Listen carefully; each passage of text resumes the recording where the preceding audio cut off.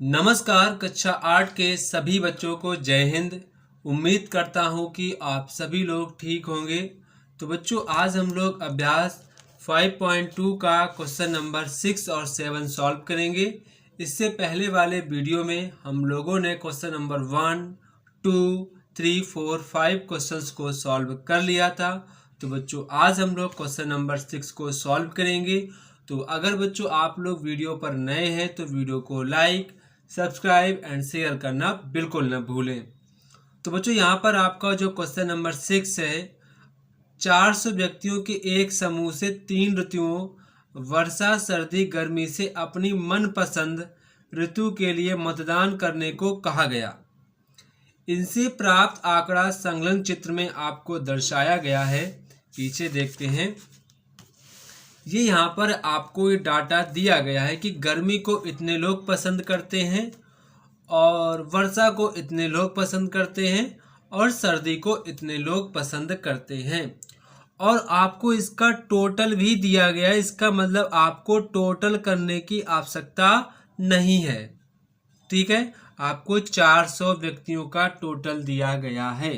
ठीक है, तो पहले हमें इसको क्या बनाना है। यहाँ पर आपसे कह रहे हैं इस सूचना को दर्शाने के लिए पाई चार्ट खींचिए। आपको पाई चार्ट पहले बनाना है। तो क्वेश्चन नंबर 6 है। ठीक है, यहाँ पर आप लिखेंगे ऋतु। क्या लिखेंगे? ऋतु लिखेंगे। इसके बाद यहाँ पर लिखेंगे मतों की संख्या। मतों की संख्या। मतों की संख्या। तो गर्मी, यहाँ पर आपको पता है कि ऋतु में गर्मी आती है। इसके बाद आपकी वर्षा आती है। इसके बाद आपकी सर्दी आती है, सर्दी। तो गर्मी को 101 लोग पसंद करते हैं, वर्षा को 100 लोग पसंद करते हैं और सर्दी को 190 लोग पसंद करते हैं। बच्चों, यहाँ पर आप लोग मुझे कमेंट बॉक्स में कमेंट करके बताएंगे कि आपकी फेवरेट ऋतु कौन सी है, गर्मी या फिर वर्षा या फिर सर्दी।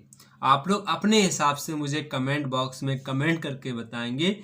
तो बच्चों, यहाँ पर आपको टोटल इसका दिया गया है 400। कितना दिया गया है? 400 आपको टोटल दिया गया है।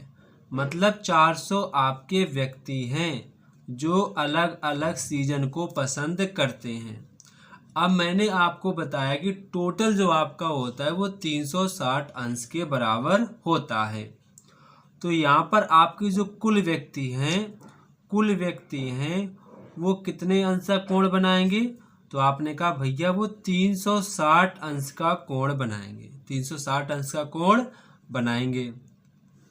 ठीक है, तो यहाँ पर आपके पास व्यक्ति कितने हैं? 400 व्यक्ति। कितने व्यक्ति हैं? 400 व्यक्ति आपके पास है। 400 व्यक्ति। तो 400 व्यक्ति कितने अंश का कोण बनाएंगे? 360 अंश का कोण बनाएंगे। अगर मैं आपसे पूछ दूं कि एक व्यक्ति कितने अंश का कोण बनाएगा, तो आप 360 बटे कितना करेंगे? 400 करेंगे।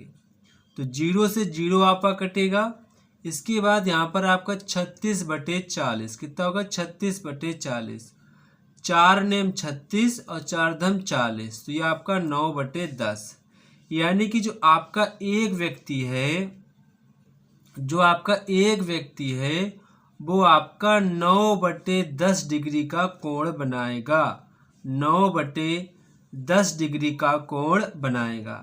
अगर ये आपने बात निकाल ली तो आधा आपका काम खत्म हो जाएगा। अब यहाँ पर देखो कि गर्मी को कितने लोग पसंद करते हैं। तो आपने कहा भैया गर्मी को 110 लोग पसंद करते हैं। कितने लोग? 110। तो 110 और एक व्यक्ति कितने अंश का कोण बनाता है? 9 बटे 10 का। तो 110 व्यक्ति कितने अंश का कोण बनाएंगे? तो मुझे 9 बटे 10 का क्या कर देना? गुणा कर देना है। ठीक है, क्योंकि अगर एक चीज इतने रुपए की मिलती है तो 110 चीज कितने रुपए की मिलेगी? तो काफी आसान है, गुणा कर देना है। 0 से 0 आपका कट जाएगा, यानी कि 11 नेमा आपका हो जाएगा 99। तो बच्चों 99 अंश का आपका कोण बनेगा। ऐसे हम चेक कर लेते हैं वर्षा का। तो बच्चों वर्षा कितने लोग करते हैं पसंद? वर्षा 100 लोग पसंद करते हैं और एक व्यक्ति इतने अंश का कोण बनाता है। तो 100 व्यक्ति कितने अंश का, तो उसमें मैं क्या करना पड़ेगा, गुणा करना पड़ेगा। 0 से 0 कट जाएगा तो आपका आ जाएगा वर्षा आपका 90 अंश का कोण बनाएगा।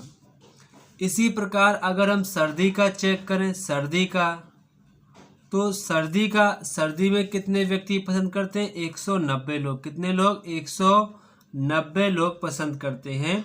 और एक व्यक्ति आपका 9/10 अंश का कोण बनाता है, तो 9/10 करूँगा, 0 से 0 आपका कट जाएगा, तो 9 नेमा 81 होता है। इसके बाद 8 9 8 आपका 17 हो जाएगा, मतलब कि सर्दी के लोग 171 अंश का कोण बनाएंगे। ठीक है, तो यहाँ पर मैंने सभी कोण निकाल लिए। अब आपको क्या करना है, उचित प्रकार का एक सर्कल खींचना है प्रकार की सहायता से, आप पेन की सहायता से नहीं खींचेंगे।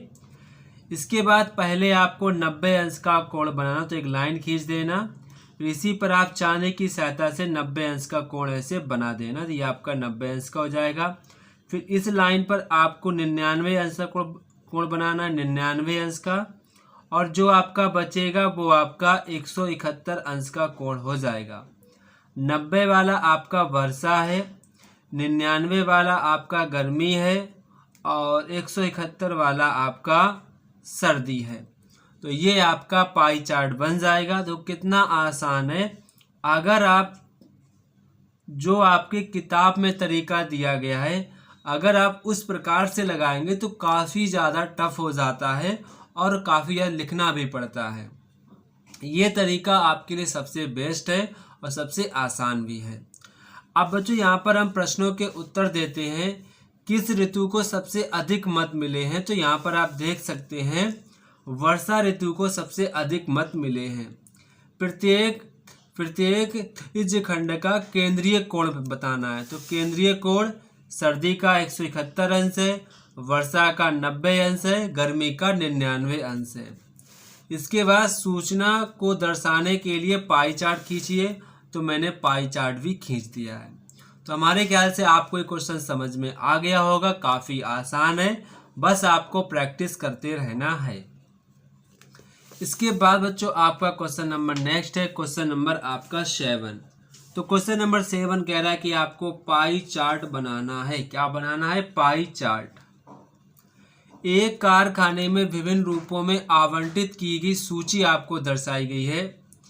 जो आपको रुपए दिए गए हैं वो 5 रुपए दिए गए हैं, वेतन को 20 रुपए दिए गए, मशीनें 15 रुपए, कच्चा माल 10 रुपए, अन्न 25 रुपए।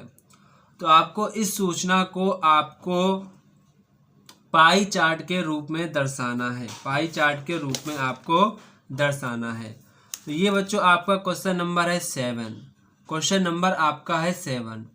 तो यहाँ पर आप लिखेंगे विभिन्न रूप, जो आपको अलग अलग खर्चे दिए गए हैं, विभिन्न रूप। और यहाँ पर आप लिखेंगे आवंटन। क्या लिखेंगे, आवंटन लिखेंगे। तो यहाँ पर आपको आवंटन जो है वो आपको रुपए में दिया गया है, आवंटन आपको रुपए में दिया गया है। यहाँ पर जो आपका रेंट का है,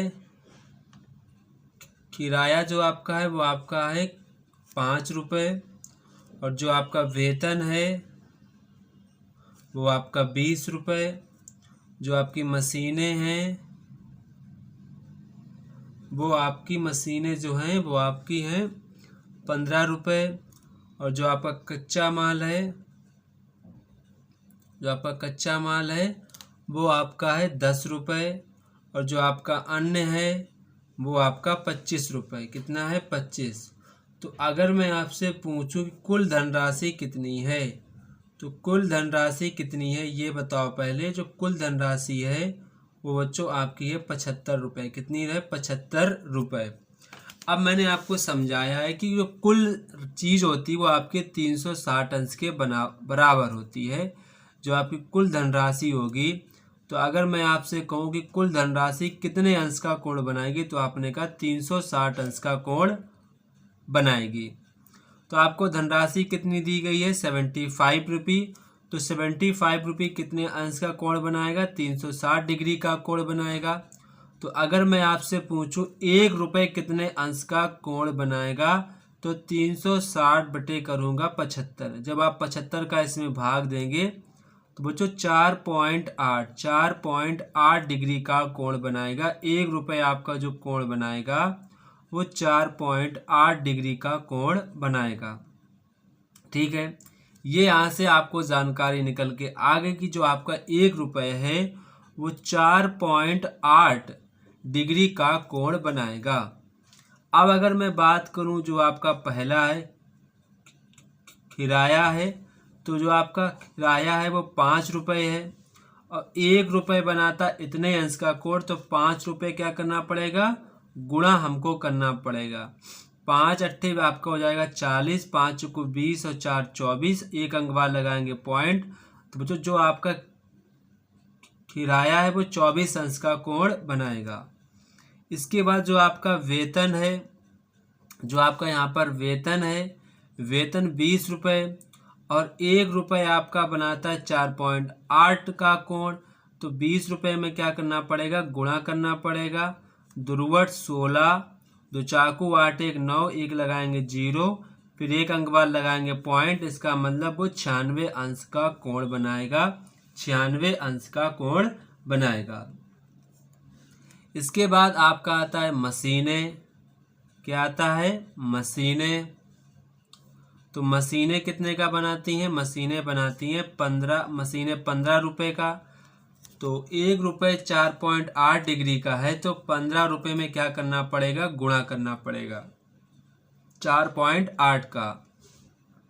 तो 15 अट्ठे आपका होता है 120, 12 हासिल, 15 चक्कू 60 और 60 और 12 आपके हो जाएंगे 72। कितना हो जाएगा, 72 और एक अंक बाद लगाएंगे पॉइंट, तो आपका 72 अंश का कोण बनेगा।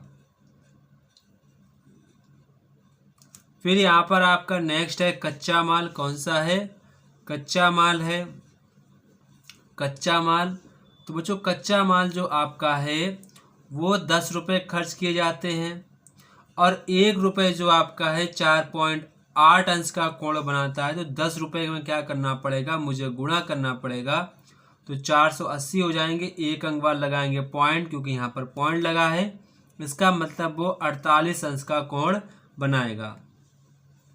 इसके बाद आपका आएगा अन्न। क्या आएगा, अन्न। तो यहाँ पर अन्न देखेंगे, अन्न जो आपका है 25 रुपये है। 1 रुपये आपका 4.8 अंश का कोण बनाता है, तो 25 रुपये आपका इसमें मुझे करना पड़ेगा गुणा।